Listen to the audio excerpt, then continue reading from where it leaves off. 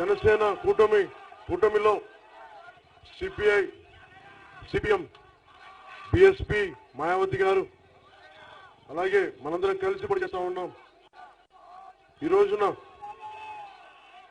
CPI నాయకులు ముఖ్య సురవరం సుధాకర్ రెడ్డి గారికి బందరించి సభాముఖంగా చెప్పదలుచుకున్నాను. నేను ఎప్పుడు అలయన్స్ తాలూకు ధర్మాన్ని దెబ్బతీయను. నేను అందరికీ తెలియజేశాను.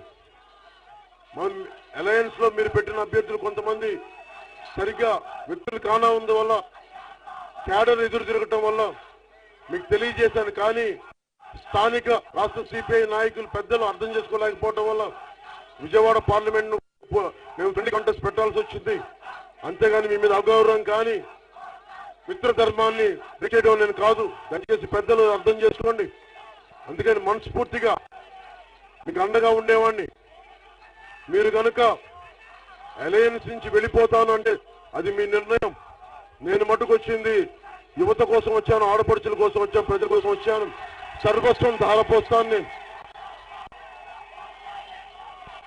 నేను మీ అందరికీ అండగా ఉంటానని తెలియజేసుకుంటూ ఈ కూటమి జనసేన, సిపిఎం, కూడా రావాలని మనస్ఫూర్తిగా కోరుకుంటున్నాను.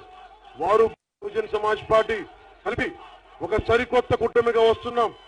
ఇది దేశంలోనే మాయావతి గారిని, బెహన్జీ మాయావతి గారిని ప్రధానమంత్రిగా చూడాలి అని చెప్పి కోరుకునే వాళ్ళలో నేను ఒకడిని. బెహన్జీని అందరూ ఒక జాతికి నాయకురాలు అంటారు, కానీ నాకు మన దేశానికి ఒక మహిళా శక్తి, అలాంటి బలమైన నాయకురాలు, ఆవిడ ప్రధానమంత్రిగా చూడాలని అనేక కోట్ల మందిలో నేను ఒకడిని. నా వంతు కృషి ఆవిడ ప్రధానమంత్రి కావడానికి మన వంతు కృషి చేద్దామని తెలియజేసుకుంటూ మీ అందరికీ ఇంత అద్భుతమైన అభిమానాన్ని, ఆదరణ చూపించిన మన బందర్, మన మచిలీపట్నం అన్నదమ్ములందరికీ, ఆడపడుచులందరికీ పేరు పేరున ధన్యవాదాలు తెలియజేసుకుంటూ మచిలీపట్నం బందర్ పార్లమెంట్ అభ్యర్థిగా బండెడ్డి రామ్ గారిని, ఎమ్మెల్యేగా ఆర్కే గారిని గెలిపించవలసిందిగా మనస్ఫూర్తిగా కోరుకుంటూ ధన్యవాదాలు తెలియజేస్తున్నాను. Hello, this is your Nandu. Please do subscribe to New Waves Media.